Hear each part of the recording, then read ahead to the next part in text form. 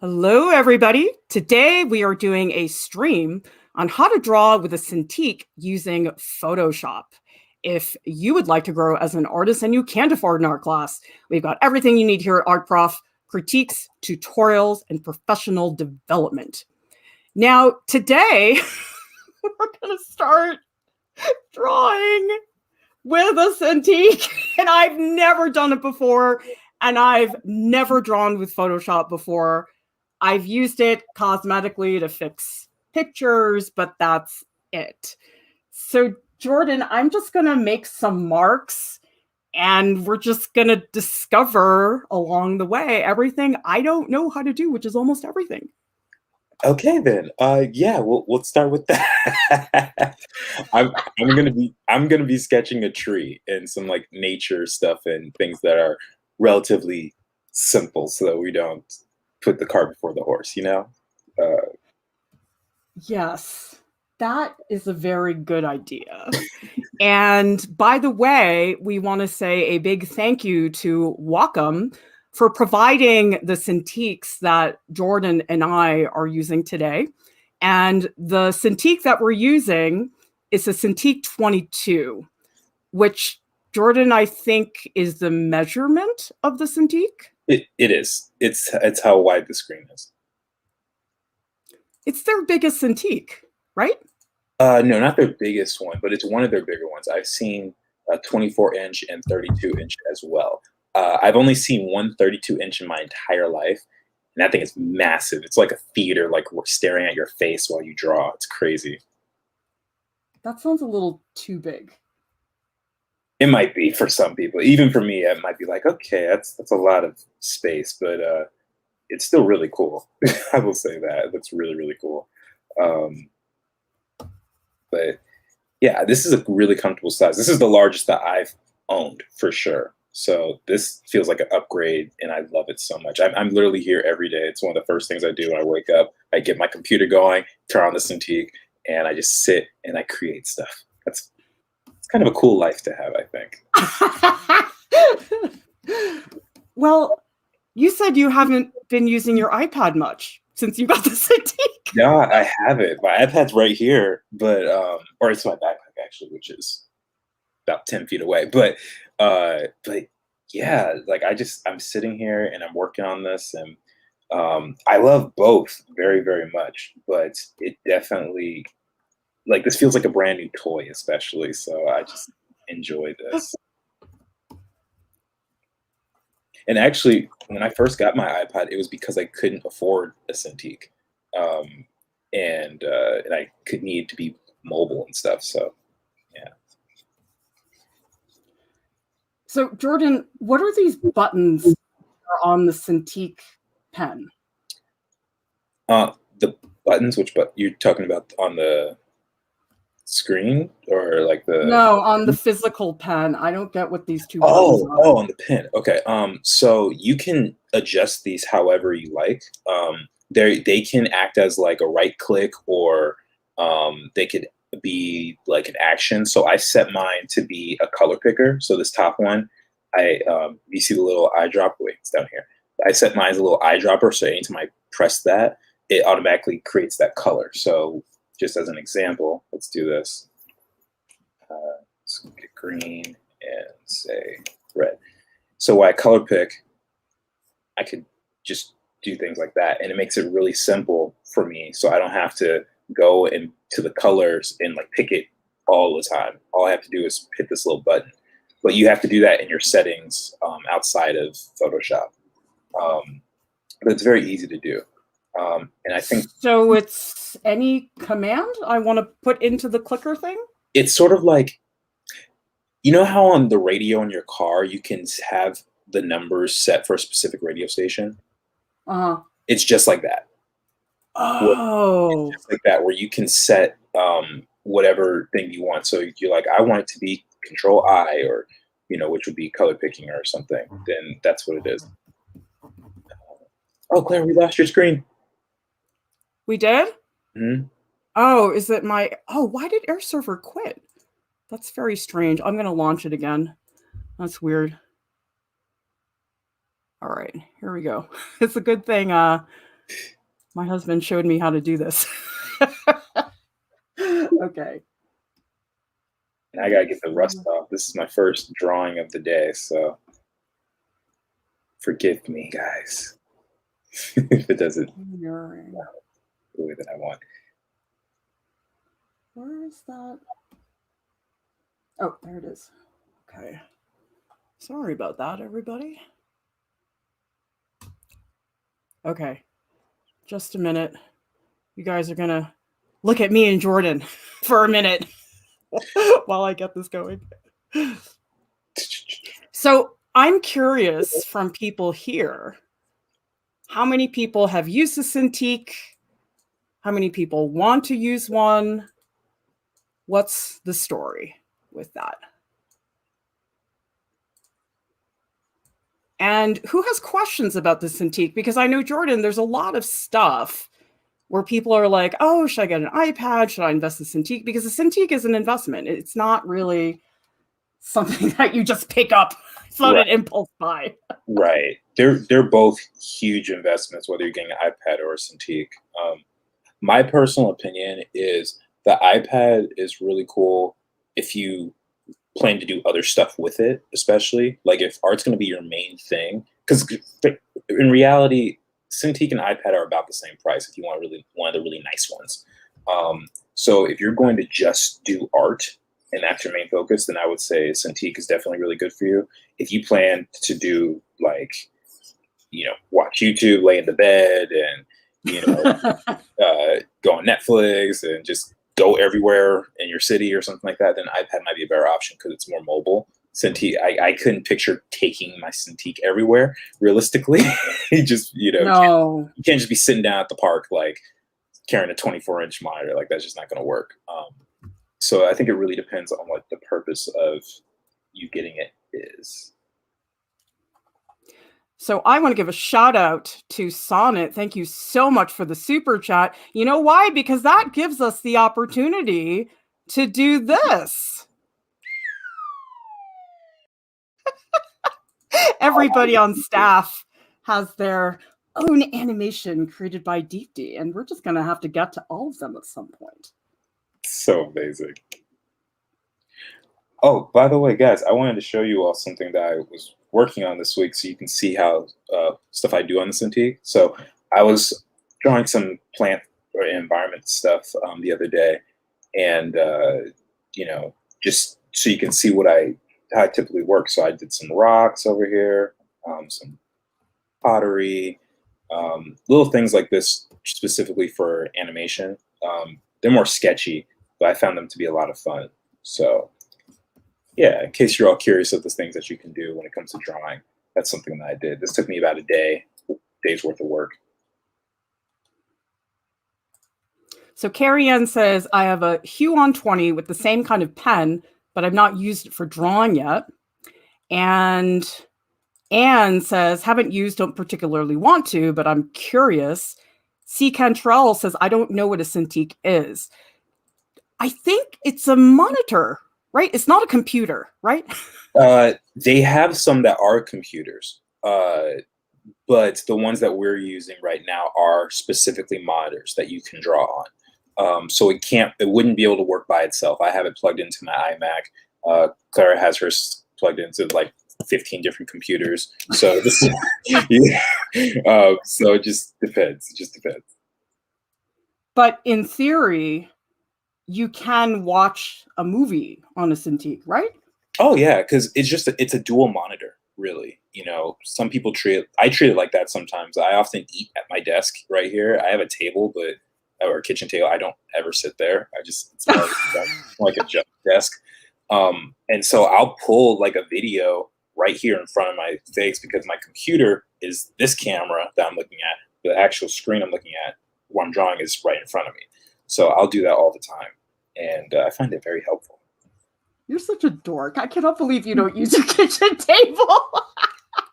It's just like, why? Because so I live by myself. It's not like I can talk to anybody. So I'm just bored staring at the wall. It's like, what's the point? I might as well at least just sit here and, at least watch something on YouTube or Netflix.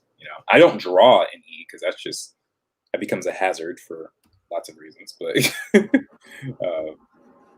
Okay, Jordan, what just happened? huh? This. Oh, What is this? that the express menu. So you probably hit one of the buttons that on Yeah. the, so you can just exit out of that. How? Oh, here. Just hit the X in this. Oh, there you go. Yeah, you can. But wait, isn't this useful? It's This? useful.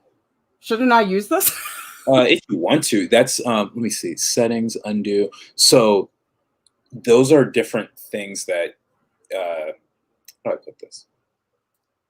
Okay, so remember how in Procreate there's more than one ways to do something. You can either use your gestures, like swipe with your fingers, or you can hit like the undo. That's basically what this is. It's another way to do some of those features. So there's undo, there's redo. There's a couple things I saw in there. Quite honestly, it's a little small for me to read based on the size of my screen right now. So, but it's just another way to do certain things like that. That's all. Oh, okay. Yeah, so nothing to worry about. I'm just not gonna deal with that right now. There's too many other things. Yeah, no, Photoshop takes a while to figure out how to use for drawing. And actually, when I was in school, we had a whole class dedicated to just getting better to drawing in Photoshop. And it was a figure drawing class. And we were there for 8 hours. We just drew the figure on Photoshop, just getting better at drawing, which was a lot of fun. So Matt is saying, never use a Cintiq. What's the drawing surface like? Okay, this is not just because Wacom gave us the Cintiq. I really mean this. I like it way more than the iPad and Apple Pencil.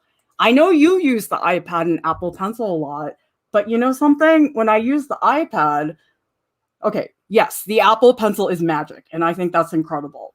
But I don't know. I didn't want to keep drawing. Like, I used it on the streams, but there wasn't for me a compelling reason to do it. And the thing is, now that I have this Cintiq, I'm like, oh, now I feel like I want to draw digitally. Isn't that weird? No, not necessarily, because a lot of artists feel the same way. I think people shift for different reasons. Keep in mind, a lot of people who have shifted to the iPad have been using Cintiqs for years, and maybe it's because, hey, I just want to be able to move around because I've been at my desk for so long, or right, or they don't want to pay certain subscription fees to different services, or whatever the case is. I've heard many reasons. Some people just want to try and learn something new. Whereas us, I would say we're both relatively new to these programs, and so it's all fascinating to us, and they both are capable of doing some great stuff. Well, but see, for me, a lot of it has to do with the drawing surface is way better. I mean, I know on an iPad, yeah, you can buy those like paper-like screen protectors, but I don't know what they did to like manufacture the surface, but I like it so much more than the iPad. Yeah. To answer the question, it's more of a textured surface, the Cintiq screen versus the iPad, which is very glossy and smooth. I think the reason for that is because the iPad is not specifically an art tablet like this one. This one, the whole purpose is you got to be able to draw on this and make you feel comfortable. The iPad, you just sell it. They just sell it, and they're like, whatever you want to do, and all that stuff. And so that really, I think, makes the biggest difference. But then the other thing is the Apple Pencil. Okay, there's two things. It's a little bit thinner than the Cintiq pen, because if you guys look at the Cintiq pen, it's pretty wide. And the other thing is that it's got a like rubbery surface, whereas the Apple Pencil is like very hard, very thin, and very smooth. And so I feel like when I hold the Apple Pencil, it's a little bit uncomfortable, and I don't know, it's too hard for me.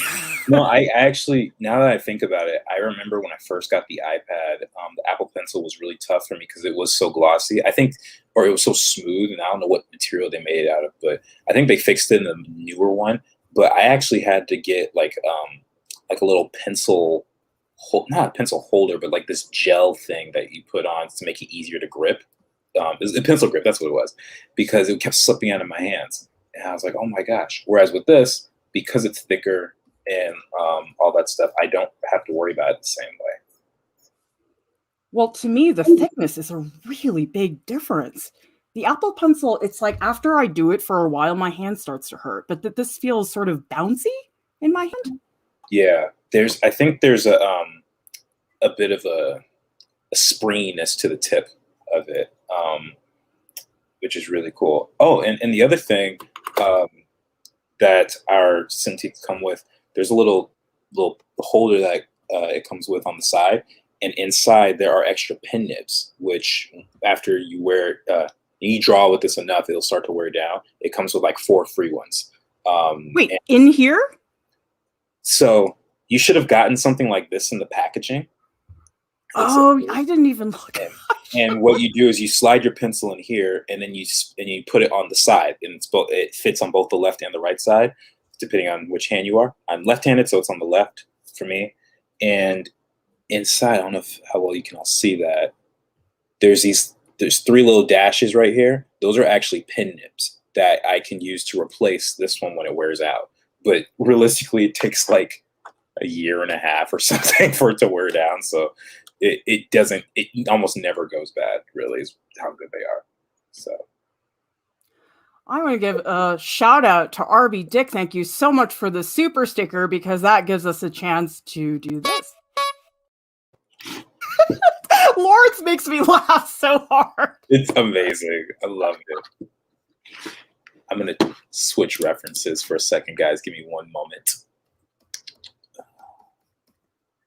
The other thing about the Cintiq pen, for some reason, it lets me draw faster, and I'm trying to figure out why. If it's the tip being a little bouncy, or I don't know. There's something about the physical interaction with the Cintiq that I was not anticipating. I just thought, oh, it's another tablet, but it's a totally different experience on the iPad. You know what I think part of it might be for you in particular is you're used to drawing on larger surfaces. And you think so? I think that's part of it, because the iPad is pretty restricting. The largest they have is 12.9 inches. And I'm not sure which size you have. That's the one I have. But when I draw on the Cintiq, I feel like I can move my whole arm. And, I get so much more real estate with the pen. And I think that might be a part of it. Maybe not the whole reason, but I think that has something to do with it. It probably does, because I'm used to doing drawings that are like 18 inches by 24 inches. And to me, the iPad is so limiting by comparison. Yeah. So I think it takes a while to get used to that, especially, I remember your homework assignments, 3 feet by 4 feet. I mean, yeah, that's challenging to make that huge shift to something that's so small. So yeah, that would be my guess.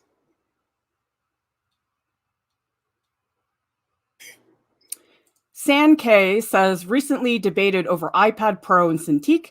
Ended up getting an iPad. I can carry it anywhere. I don't have to worry about the monthly Photoshop fee. Yeah, I feel like a lot of the differences are the convenience factor in terms of portability, the one-time fee for Procreate versus the monthly subscription for Photoshop.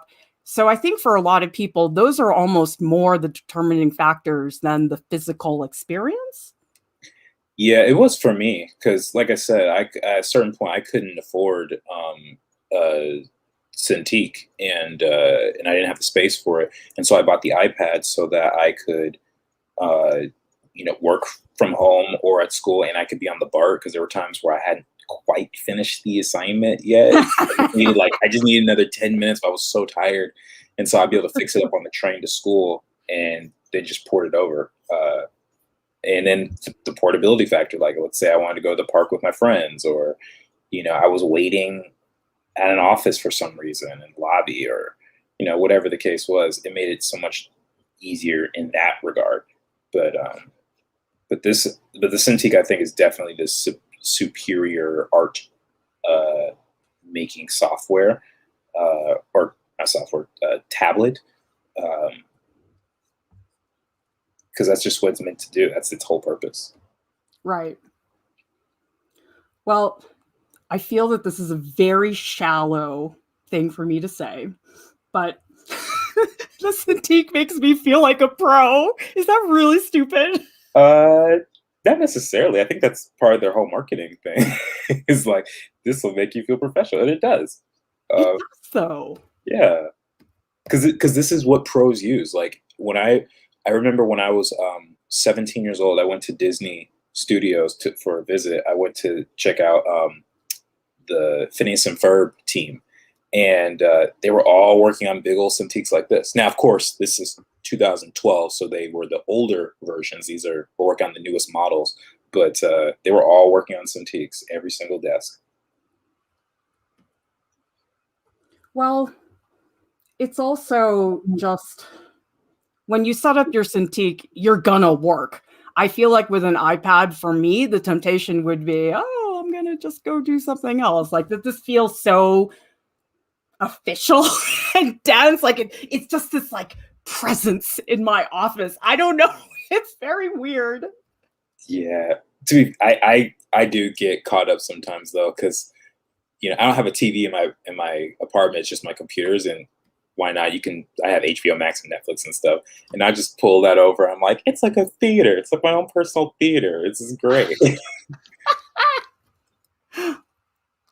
So David is asking, what is Clara drawing? I am drawing a loaf of Oma bread, which if you don't know what that is, that's this very special bread that my mother-in-law creates.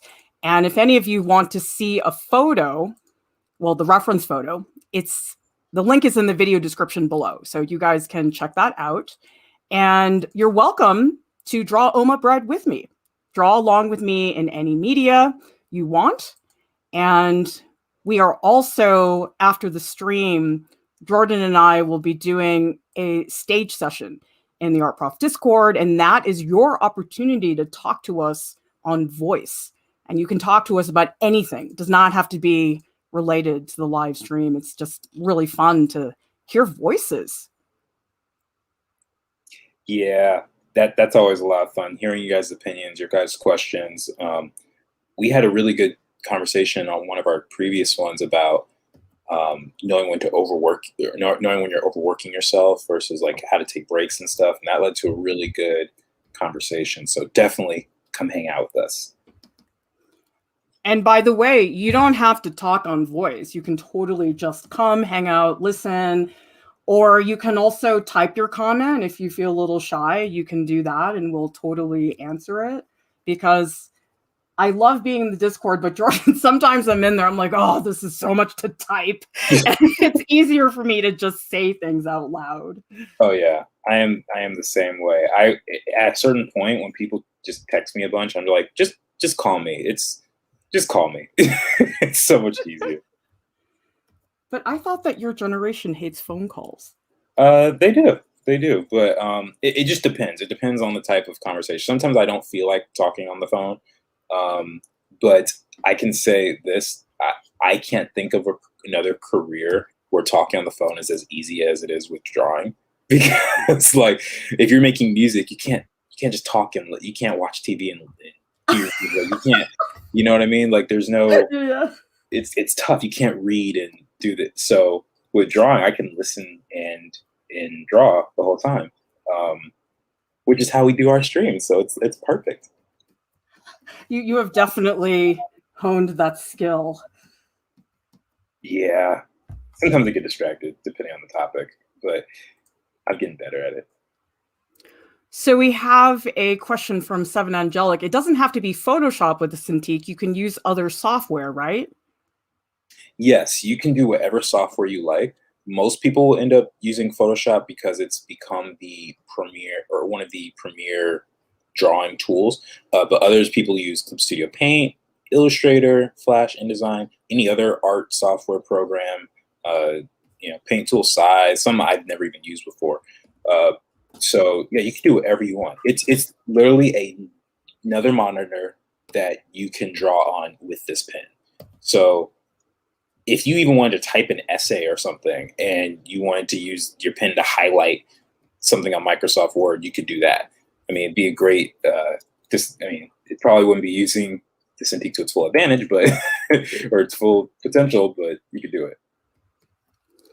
And C. Cantrell is saying, I'm seeing different sizes. What size are you each using? We are both using the 22.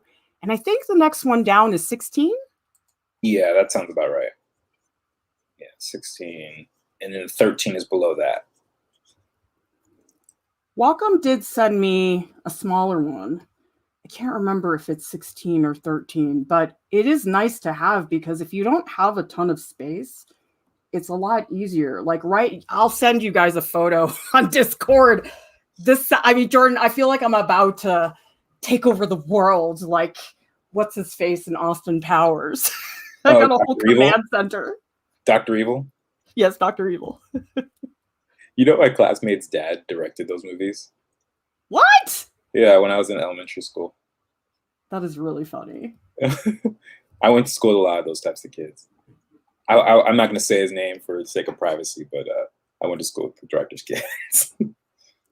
Ben Gurley says the Apple Pencil has pressure sensitivity levels, tilt recognition. I don't know, maybe it's me, but an iPad is what got me into drawing and digital painting more than display monitors. Oh, does it have tilt recognition, the Cintiq pen? Yeah, here, this actually be a good opportunity to show you guys the brush panel. So, Claire, can you do the thing that? Oh, yeah. Okay, hang on. Let's see. Hopefully, it'll still show. Let's get to look at us for a second. Here we go. There you are.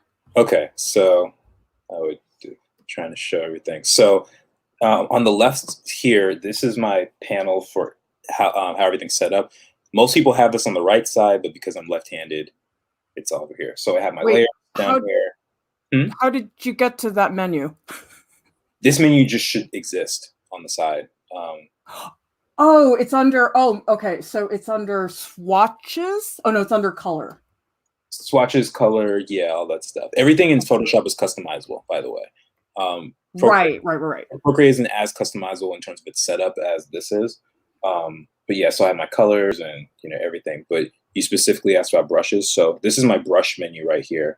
And if you go to shape dynamics, there's something called size jitter, angle jitter, and then you can hit control and it says, do you want this to fade? Do you want to go by pin pressure, pin tilt, the stylus wheel, which I don't even know if I have that anymore, rotation, direction, etc. You can do that with every single brush. So it's completely customizable, like spacing. You can see how it's affecting that bottom menu down here. Oh.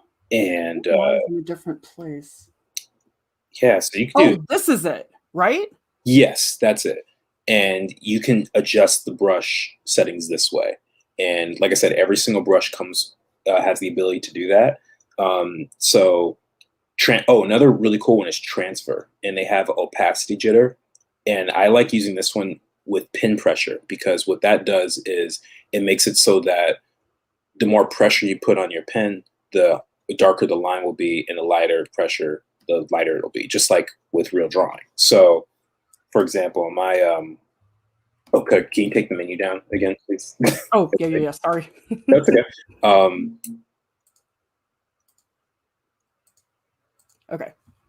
So, as an example, with this brush that I'm using right here, if I draw really lightly, I'm using like no pressure, you can barely see that line. But if I go full force, bam. Oh, wow. That's a really big difference. Yep. So that's what pin pressure opacity jitter will do.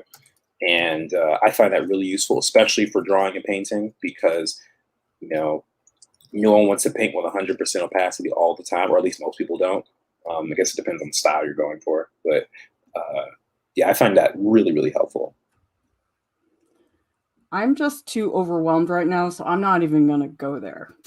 I just want to get a feel for this. No, it's all good. I'm surprised that you haven't asked as many questions, actually, because I remember with Procreate, you were like, Jordan, help. And that seems like you got it. Like you figured it out.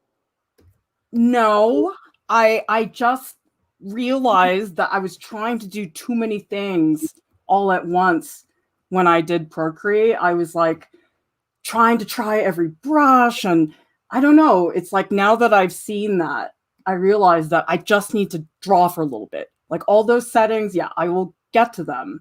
But right now, I'm just trying to get used to the pen. I see. I see. See, I learned my lesson, Jordan. Well, good. I'm glad you're learning your lesson and enjoying yourself. Melissa is asking, how do you like to optimize your Cintiq setup for ergo and convenience? Mine is pretty tilted. I don't really like a very straight, easily type of tilt, but I was surprised by that, Jordan. I actually did not know that there was a thing in the back, and it's really easy. You just push it up and down to change the angle. Whereas the iPad, it's like, oh, I have to find something to lean it against. So that is really nice about the Cintiq. Yeah, mine is also at a tilt. I find it much easier that way. And the cool thing, so I used to have a Cintiq before this one. It's actually back in the corner now because upgrades, but it was really tall, and I would actually end up having lower back issues because I had to kind of draw like this. Whereas with this one, it's wider and slightly shorter, and so now I can just, it's like perfect line of focus. It's just amazing. Oh, so it's actually affected how you sit when you draw? Yeah, because the Cintiq I had before was a 21UX, I believe. So, and it was 21 inches wide, but it was more like a square. It was more like, so here, just as an example, the Cintiq we're using, guys, is shaped more like this, or let's see, shaped more like a typical TV screen. The one I was using was more like this. It was more Oh. like, and so because of that, it was slightly taller, and I didn't have as much real estate on the side, so everything was just in this box, and it made it a little challenging to draw on the height, especially because me personally, my legs are much longer than my torso, so I tend to sit down a lot shorter than a lot of other people. um, there are people who are like 6 inches shorter than me that I'm shorter than when we're sitting. So.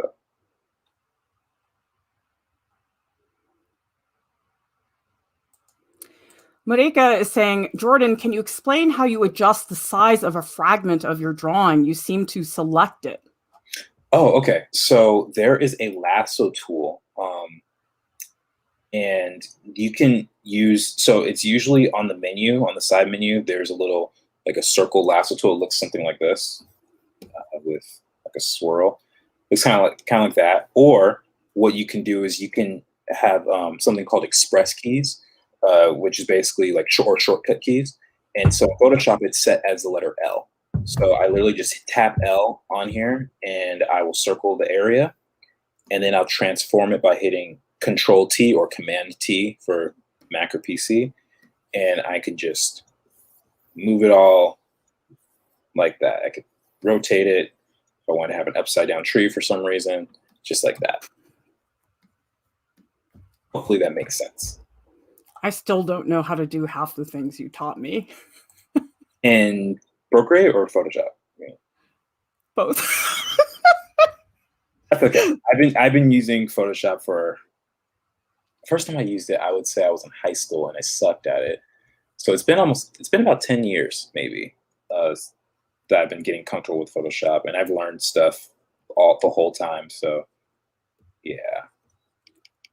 So Well, my issue is that I know Photoshop, but I don't know it as a drawing program. Like I use it all the time for cosmetic things, but I've never actually drawn with it. Yeah. And you know what? That's honestly, that's one of those things that's kind of funny because Photoshop is not necessarily meant to be a drawing program. It's just people turned it into a drawing program. That's how it started. And so like you having those hangups is actually not totally out of the ordinary. And believe it or not, I don't really know how to use Photoshop for cosmetic things, like actually photo editing. I don't know what I'm doing. Oh, really? Not really. I mean, I know some things. I know about like the clone stamp tool and like airbrushing and stuff like that, but the depth at which people go to with it, I have no idea. I mostly just draw on this thing, which is really funny to me. Am I maybe better at a digital skill than you? Yes. That is really something. You gonna get a t-shirt about it now? Well, I just, my ego sort of took a beating when you were teaching me things. Oh my gosh. Payback, I guess. The thing is, I don't have a reason to do photo editing. Like, really, I don't. Well, Never. no, I mean, I'm doing it all the time for art prof, but if Yeah, you're, doing character stuff, no reason. yeah. Someone's asking, I want to ask when the body art dare is in the video. We did the art dare about 2 weeks ago. If you go back through our YouTube, you'll see the video announcement. And we also have an area on artprof.org, a page that shows all the information for the July art dare. So I'd take a look at that.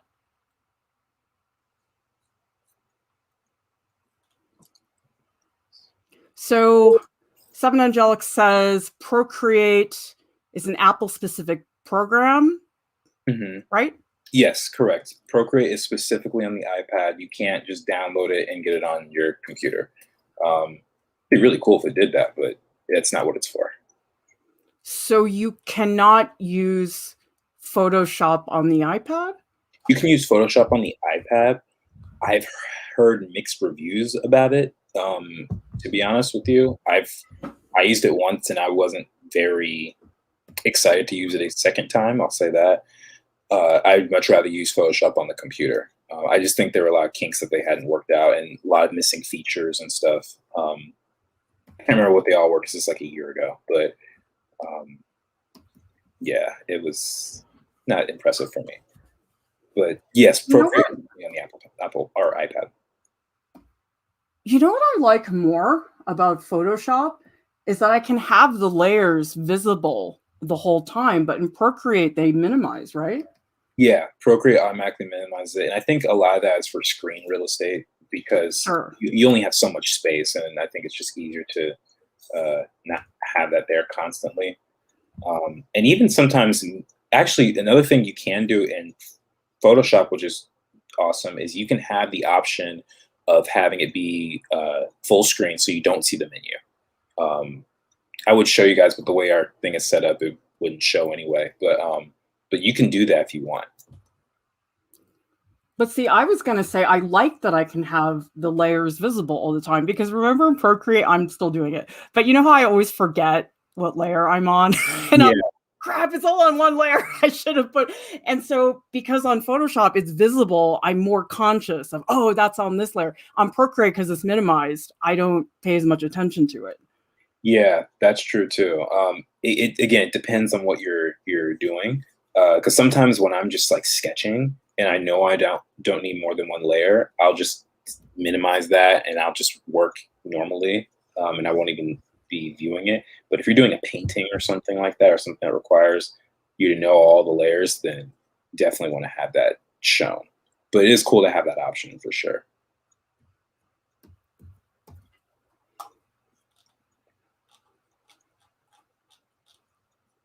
And Jay is asking, how would you blend colors in Photoshop without color picking? I use Clip Studio, which has a more intuitive brush when blending, so I'm having a hard time trying to learn Photoshop.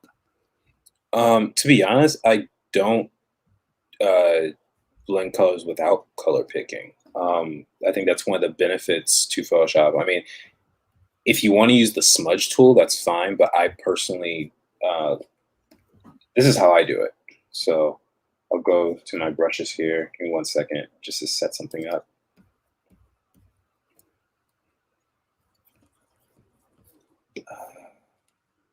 So if you want to use a smudge tool, it's literally a button on the side, and it looks like a fingertip, just like it's just like the one in Procreate.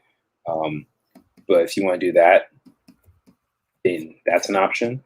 But personally, I like kind of color picking, zooming in, and picking that middle color, and just kind of branching out from there, and just blending it very softly. And I'm not going to do the whole thing just for the sake of time, but yeah, I would do it personally. But wait, where's the finger tool? Okay, so bring up the menu again. Because I actually didn't know you could do that. Okay. Okay, so it's this button right here. Do you see where I'm circling with my? Oh yeah. Okay. Yeah, and also since we have this up, the lasso tool is this one right here for the selection. This is more This one is very good for if you want to make your own unique selection. But then if you want to make a square marquee or either make it circular, just a small rectangle or something, that's what these are for. The one Oh, above it. cool. So yeah, there's a bunch of options. Matter of fact, maybe I should show people what all these things do since we have this up. Do you think that would be helpful? Would that help you out, Clara? I'm gonna get overwhelmed, but if you want to show maybe one, I can do it. Okay. All right. Well, we'll start with this. So we have the brush right here, which is what we're using to draw with, and then down here, very simple, we have the eraser. They both have access to the same brushes. It's just it uses them differently. So you can have the same shape brush for like something you're drawing with, or with the eraser tool. Like if it's a square shape or a triangle shape, you can use both. It just depends. You can also zoom in with the search or with the magnifying glass. You can rotate your canvas with the one right above that, and I'll just stop right there for now. So I'll just leave it there. Oh, Bleepkin says you can use Adobe Fresco with the Cintiq too. Like, oh, Adobe Fresco I found harder and less intuitive than Procreate, but maybe it's a different experience with the Cintiq. I have no idea. I am not the right person to ask about Fresco. I used it on the iPad for about 5 minutes, and I was like, yeah, I'm not really feeling it. So.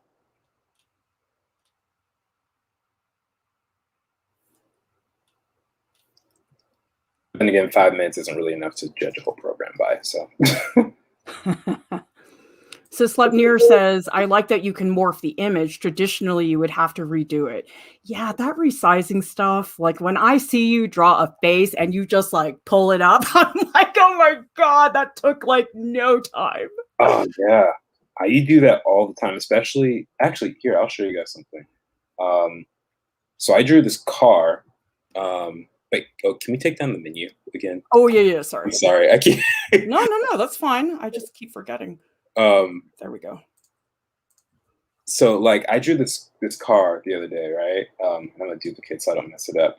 But let's say I found out the perspective was wrong or something, like on these tires. I could always select the tire and I could just warp it. Now, obviously, this isn't right either, but let me move this side. If I wanted to do something like that, but it's an option. Another cool thing is you can copy and paste. So actually, these two tires are the exact same. I literally copied it like this, and I duplicated it, and I just moved it over and made it a little smaller. And I can literally size up. You guys can see it's the exact same tire. So like little stuff like that is really, really nice to do. See, to me, the compelling reason for me that would get me to like really do digital is if I was working as a freelance illustrator, because they're always asking for changes. They're like, oh, change this to purple. And it's like, if you did that with a painting, this is a pain in the butt. But you could just like change it on a layer. And so if I was doing something that had like very high turnaround, this would be such a lifesaver. It would be, yeah. I will say though, that doesn't mean it's any less hours in certain scenarios. Like there are some changes that, like they want you to change a whole pose or something. Oh yeah. You gotta take the L, you know. But certain things like that, like changing the color of something or making this arm this size or something like that, those are really simple and really, really nice. Well, yeah, I don't think it helps you with like the initial drawing. I think it's the changes that it really helps you with. Mm-hmm. Yeah, you just got to learn how to be smart with it, and how to make those adjustments work for you. Because Photoshop, the other thing about Photoshop versus Procreate is Photoshop has infinitely more options of how to fix something. Like I don't even know what everything does yet. Like I remember my last semester, one of my classmates was showing me something about this environment he put together, and he showed me options that I never even saw before. Like I never even heard of these things, and I would tell you what they are, but I forgot them by now. unfortunately. But it was insane. It was insane, like all the stuff you could do. Well, you gave me all these brushes and I am like, my head's exploding. Looking at all these, like, what do you do? Yeah. So just so everyone knows, I gave Clara access to all my brushes that I've collected over the last 10 years. I don't even know what all of them do. But she's like, I need brushes because I wasn't going to leave her stuck with default round brushes. That would just be cruel. And so I was like, I hope you figure them out. I hope you find one that you like because there's hundreds of brushes, maybe even more than 1,000 at this point, which is probably excessive, but you know, it is what it is. I would like to know from people, for those of you that draw digitally, how many brushes do you use? Do you have like 2 favorites? Because I find, Jordan, I can't use more than 2 brushes. Like my head goes crazy. So You know, I actually what I've done is there are times when I'm working on something and I need to experiment, and I will find a new brush in one of the sets that I have, and I'll make a new folder of my favorites, and I'll use those more often than the others. So that's kind of how I organize them.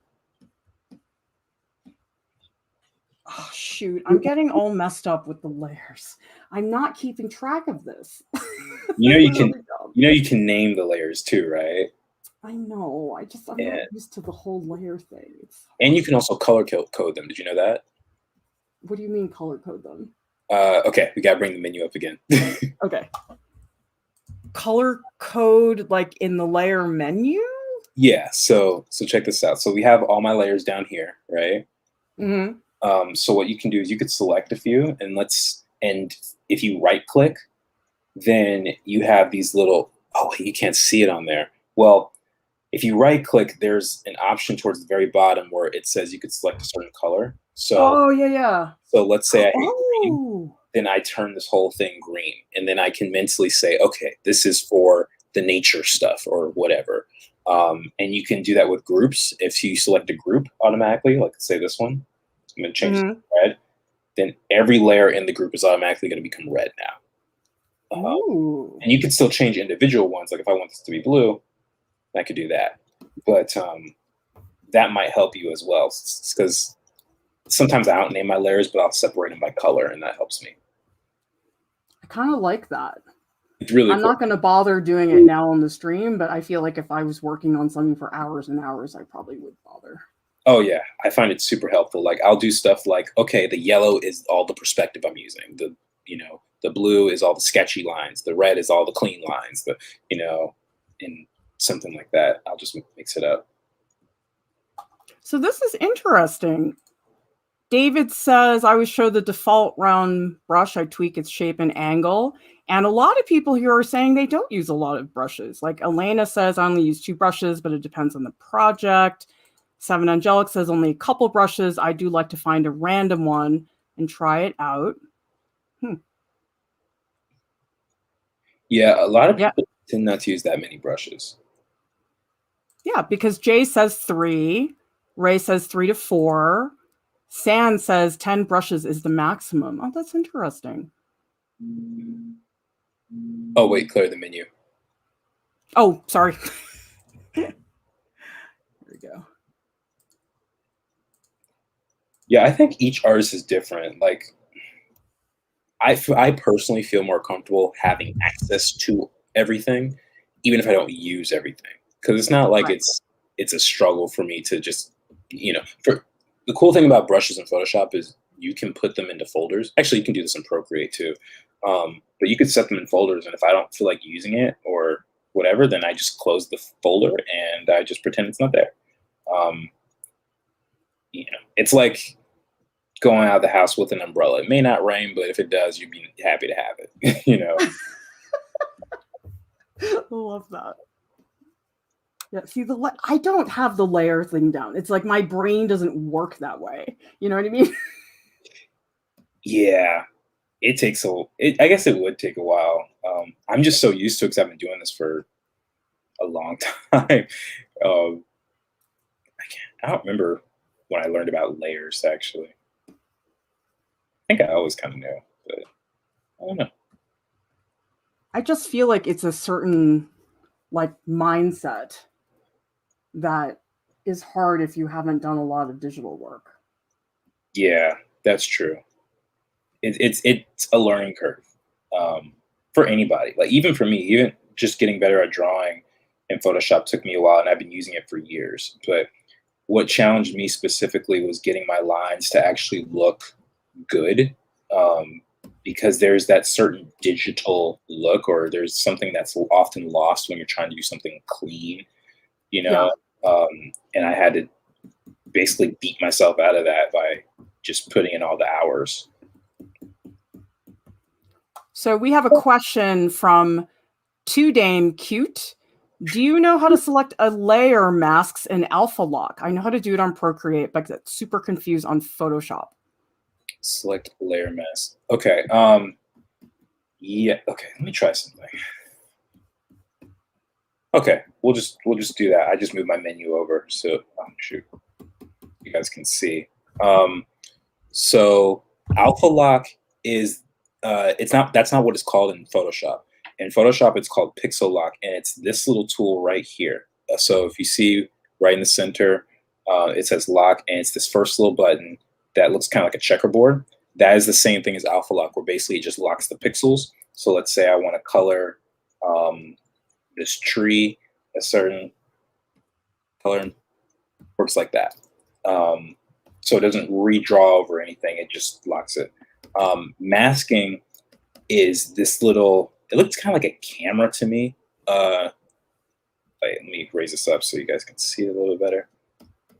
It looks like this, and this is add layer mask. So all you would do is click on this, and then that's how you get your mask right here. And then you can mask things out automatically by drawing with black, or if you want to put it back, you could reverse it to white. It takes a little while to get used to what masks mean. I didn't understand it for a long time until I started playing with it a lot more. But hopefully that answers your question. There are plenty of tutorials on YouTube that go through that in more depth. I don't understand them, Jordan, and I'm not even going to try right now. That's okay. That's totally. I'm so confused. Like, wait, you guys are like Alpha Lock. I'm like, I don't get it. No, don't you worry about it, Clara. It took me a long time to figure out that, and I was like, even when I saw the question, I was like, oh, that's a very in-depth question for something that I only have like 45 seconds for. So Nish Chith says, sometimes I like to create my own brushes. You said, Jordan, that you don't bother with that, right?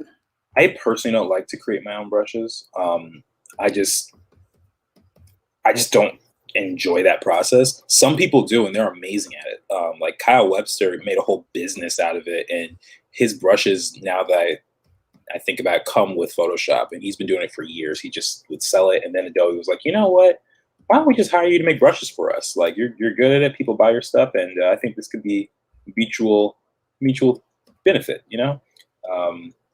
So yeah, if you decide to make your own brushes, more power to you. I think that's awesome. I personally just don't like to. I know how to do it though. I feel like it's so overwhelming. Oh my god. Make your own brushes. Yeah, like it's so many options. Like I just can't. Well, if it helps, most people make a brush when they're trying to do something very specific. So let's say you're trying to do like windows to a building or something. People will create a brush that gives off that effect. Matter of fact, I have some here, and I'll show you guys. I downloaded a brush pack from Devin L. Kurtz, and you can find her on Instagram. She's amazing background artist, but she made this whole brush pack of buildings. So like, check this out. Let me see if I can show you. So talking about distant buildings, she's created brushes that do that when I start. That is really cool. I could see that super handy. Oh my god. Right? And so here, I'll go through a few more just to support her, and because these brushes are really awesome. She has window brushes. So let's say I'm dealing with a particular building. like that. Actually, do that. So I could do something like this and create windows, right? Cool. And then the best part, so let's say this building, now how often are you really going to draw a building that's just straight on from the front? It only happens every once in a while, right? So what you can do then is you can transform, and you can do the same thing in Procreate too. This is not Photoshop exclusive, but just to show you how it works, you could tilt these brushes or this brush mark like this and create it in perfect perspective, so that now you have a building that's going back into space, and these windows are all the exact same size and shape and all that. You don't have to draw everything like that. Same thing with, windows that are shaped like this. So, See, that's a big time saver, don't you think? oh yeah, yeah. So when people make brushes like this, I'm like, thank you. And she has like, let me see. Oh, someone in the comments actually spelled her name properly. Thank you, Anne, for putting this. This is Devin Elkert's. That's her brush pack. You can find them on Instagram. There was one that I thought was really cool. It's like a railing. Oh, and bricks. What, like a fence? Yeah. So these are bricks here. Let me make it bigger. So that I think is really cool. Ooh, that is cool. And then let's see. And then there's railings.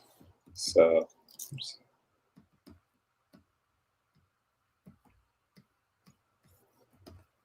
So yeah, I just think stuff like that really comes in handy for things like that.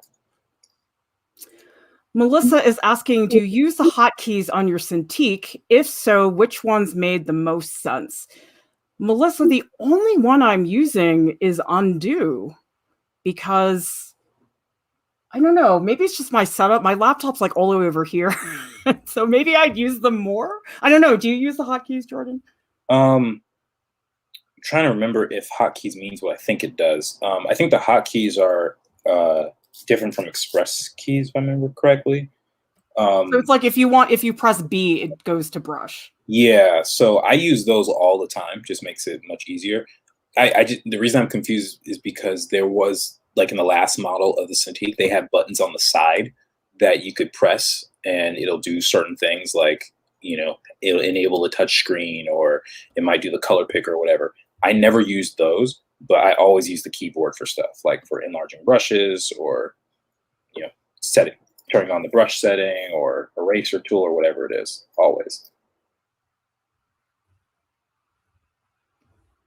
I feel like I use the hotkeys more when I'm doing photo editing. What is this? Could not use the history. What is that?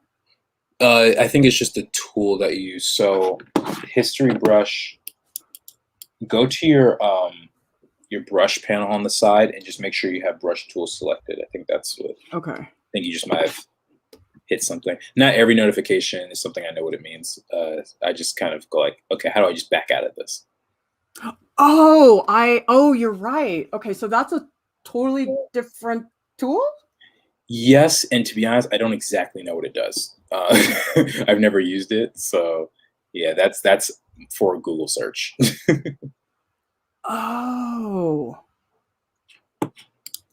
So Easy E says, so that's a lot more like stamps than brushes. I can see how this would be super beneficial for quick backgrounds and textures. Yes, it's more like a stamp for sure. And I mean, there are also like more texture brushes.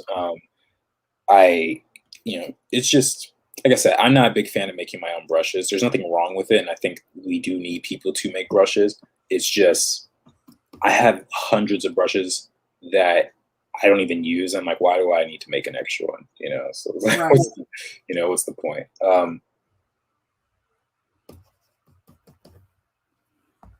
Actually, now I think about it, the brush I'm using now is something that I made. Now I think I'm like, wait, what am I saying? This brush I actually made based off a Procreate brush because I like the texture of it, but I wanted to format it for Photoshop, so I made it into this sketchy kind of brush. and it's meant to look like a pencil. So that's why I did that. So with this one exception, I usually don't make my brushes. Don't you love contradicting yourself when you're teaching people? Oh, precisely. And it's all on the internet for everyone to see and rewind and laugh at me. Exactly. It's going to be great. Can't wait for the memes. So when I teach, oftentimes I'm like, oh, da da da. And people are like, but you said, I'm like, yeah, I know. Yeah, that's like, how do I save myself? I don't enjoy making brushes. I know how to make them. And it's not something I do very often, like at all. Like this is the only brush that I've made that I actually use. So like, and I can promise you that I've made multiple brushes before. So yeah.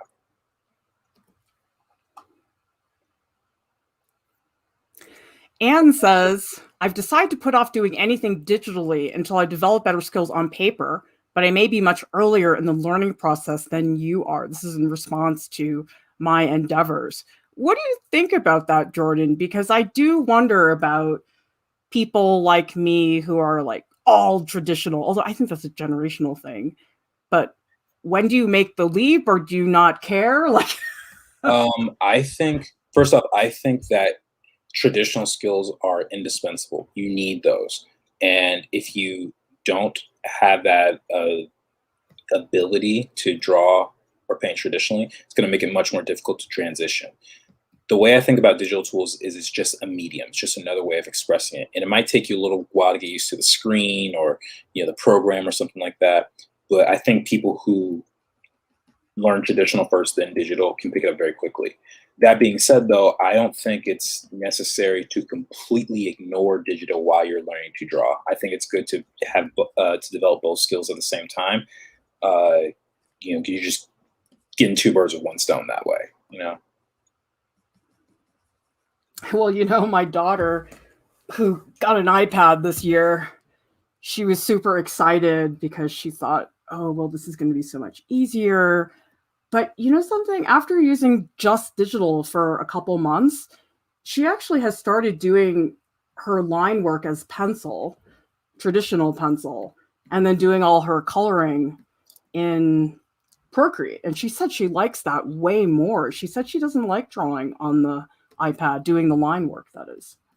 Interesting. I know, isn't that? Yeah, I actually like doing digital line work, especially because I've gotten much better at it over the years. That's something I struggled with for so long, just getting my line work to be where I want it to be. And yeah, now I'm just like, I want to master it. Yeah, but you're like extra good at line work, so you're not a good example. But I slaved over it for years. Like if I could show you guys the giant stacks of paper just below my desk of stuff that I've gone through, just below my desk, not even including stuff I did in art school or the other digital work that I've done that you can't see right now. Oh my gosh. Oh, I believe you. I mean, that's not, line work is really hard. Tell me in the chat, who here has struggled with line work? Because your line work is really good now, but I don't doubt for a second that it took a while to get there. Yeah, I actually remember, I won't say what class or which school I was in, but I remember one year we were doing critique, and everyone really liked the image that I came up with, but my teacher said that the line work looked really flat and uninteresting. I was like, okay, how do I fix it?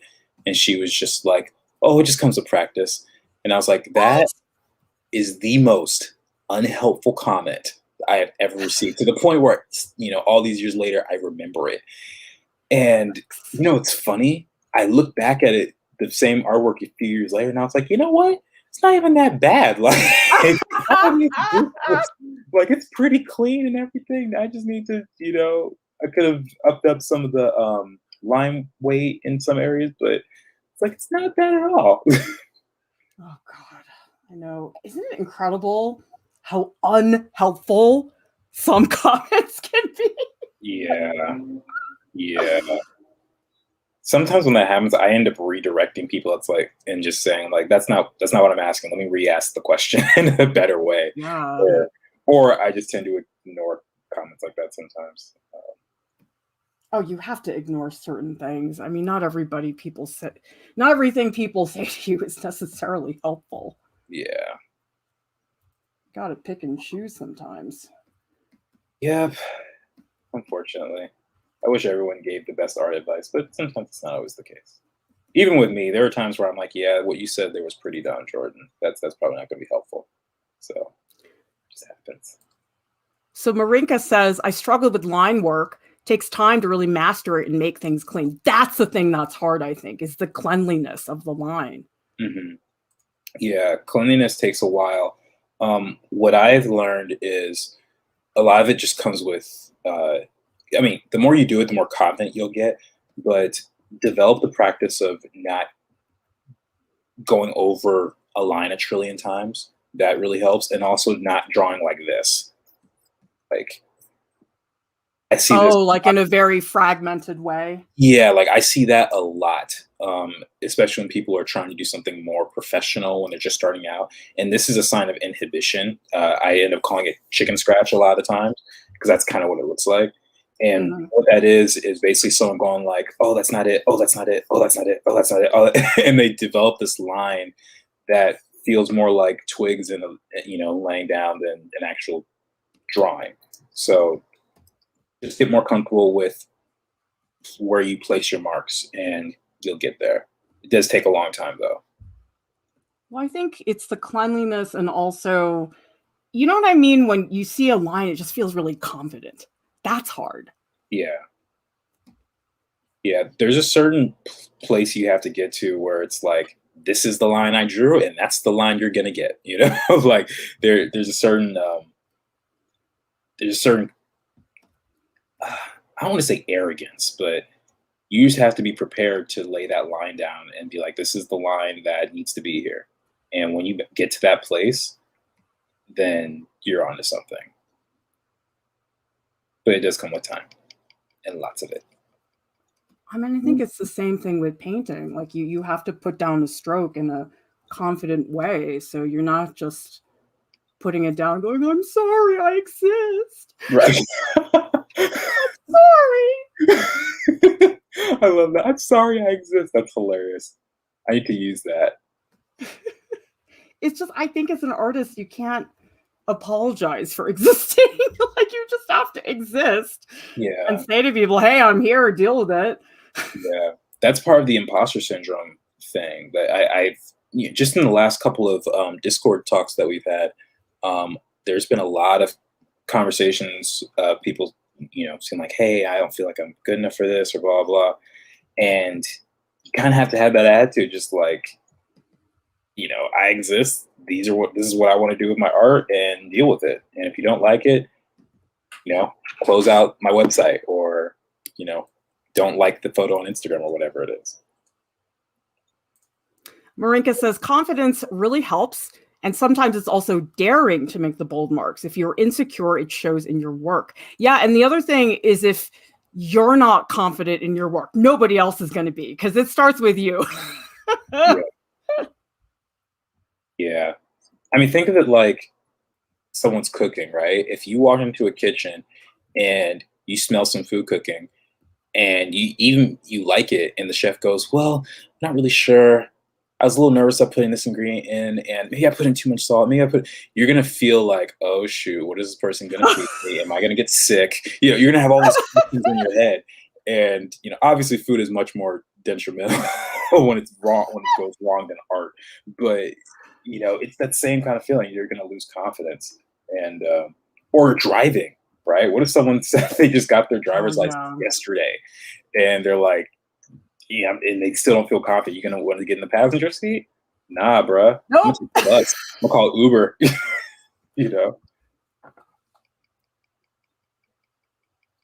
See, Cantrell says you've done this Oma bread so fast. You know why? Because I didn't go insane trying to learn everything all at once. Like I feel like I learned my lesson with Procreate.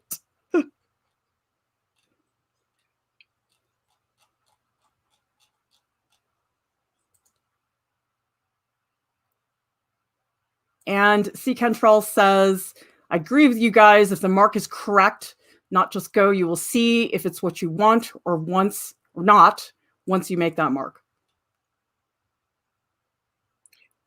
I actually I saw a quote yesterday. I was talking about public speaking, and I don't know who said it, but the quote was, "The audience doesn't know what you don't tell them." And That's true. and because there are times where we have streams and we go like, "Oh, I should have said this. Oh, I should have said that," but you guys don't know that because we alluded to it. And the same thing kind of goes with drawing. Like, obviously, there are certain times where something needs to be there. Like, if you draw four fingers on someone, like either that's a deliberate decision or you just don't know your anatomy very well.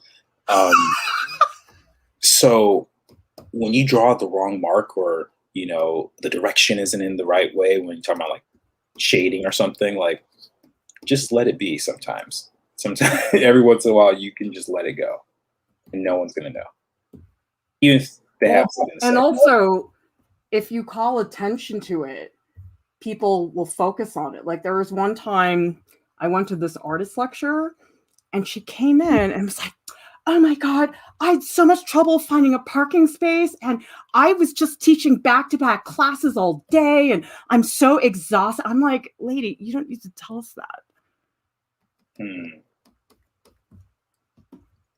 And so I was so distracted by her telling that story that I couldn't focus on her talk. I don't even remember what she talked about. I just remember she said that.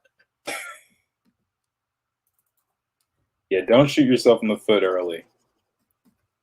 Just let things happen.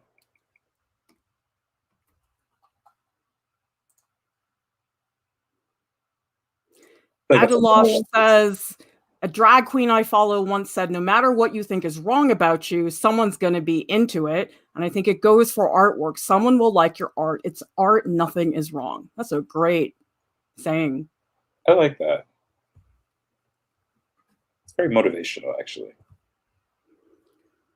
Well, I think the whole fake it till you make it thing actually is very true.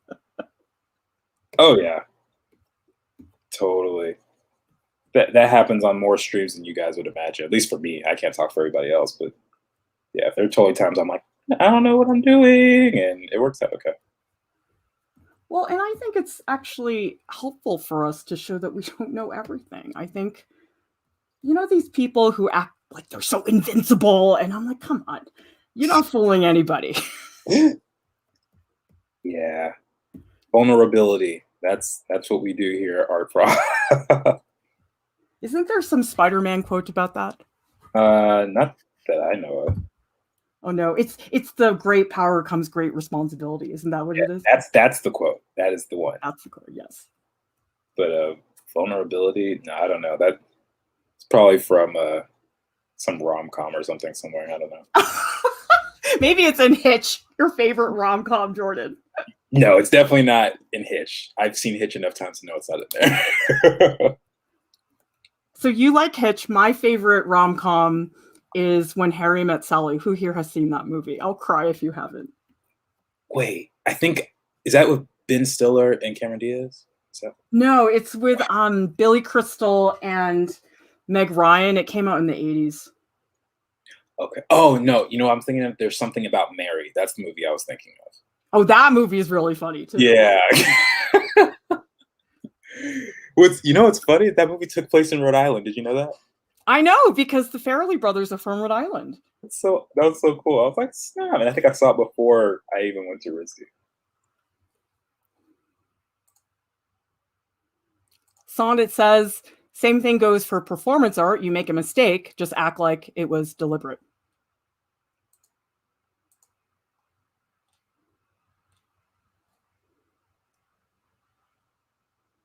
You want to know a fun fact, actually? The Jackson 5 song, "I'll Be There"? Yep. There's a line where Michael says, "Just look over your shoulders, honey." That was actually kind of a mistake. He was supposed to just say shoulder, singular, but he said shoulders, plural.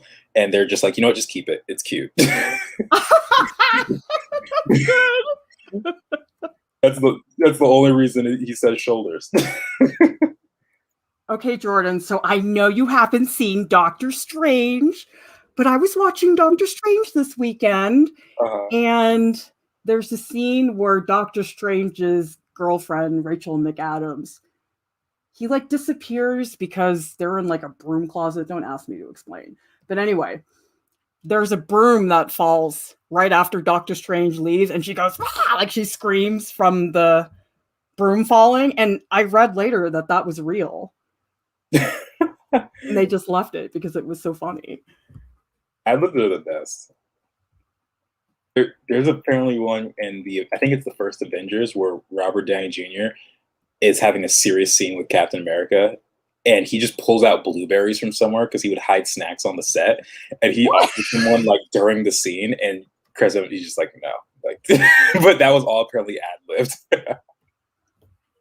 Oh my god, I love that stuff. Oh, that stuff, it's just so authentic when that happens, you know, like, just makes moments funnier and all that. It's great. Sonnet is saying, what's everybody's favorite part? I think you're asking about When Harry Met Sally. Well, I mean, there's this very famous orgasm scene where she fakes an orgasm while they're at this Jewish deli in New York. That's what it's famous for. But I don't know. That whole movie, it's such good dialogue. Like, it's just really well written. And the whole movie is carried by the dialogue. And there aren't a lot of movies like that nowadays. A lot of movies, it's like, oh, we have all this cool CG, or all these things are exploding. So I don't know. There's not a lot of movies that I think are that well written.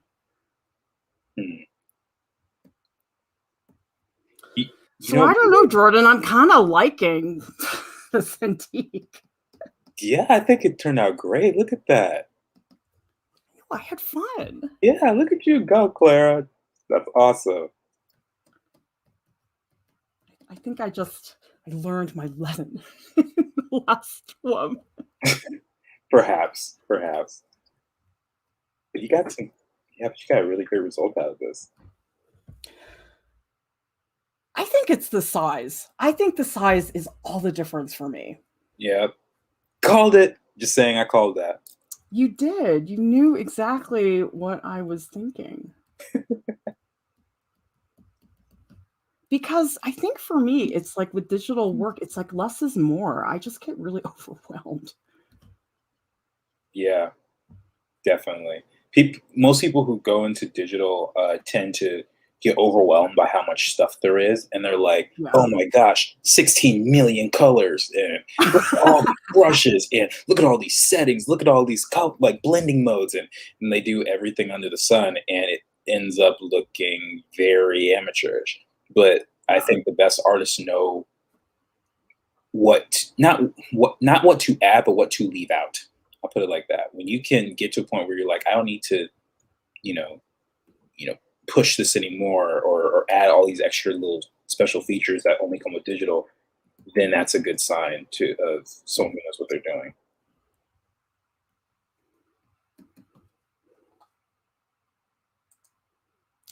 This is funny. Anne says, when Professor Lieu started the piece, I was thinking, what is she doing? I know a lot of drawings start out that way. It's like, what? And then it's like it comes together eventually. C. Cantrell says, I'm not surprised about the size. Wacom makes so really tiny tablets that I feel restricted just thinking about them. They do have smaller tablets for sure, but can't nobody tell me that they don't make larger ones either. So, yeah. So Anne says, it always amazes me how differently Professor Lieu and Jordan work. Professor Lieu seems to start with shapes of color. Jordan starts with line. Oh, I hate line, Anne. Line is, I mean, I get it. I know it's important. It's just so hard. You know what? I could say the same for working straight up in color. And I'm not terrible at color, but it's definitely, definitely a learned skill for me. It's tough. I guess it's just the way I think, though.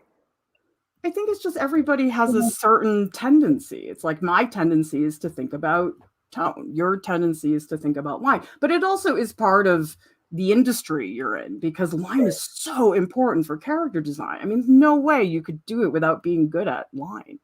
Yeah, that does become challenging. And I I find I'm much faster when I think in line. That's the other thing too. Is like part of it just comes down to speed and what I'm capable of. And I'm like, if there's a deadline and all these people are asking me for stuff, I'll just default to this because I know I can do it quickly. So, and some people are not like that. They'll paint it out faster. Like I have a classmate who's the exact opposite of me, and she paints out everything faster than I can draw it in line, and it's insane.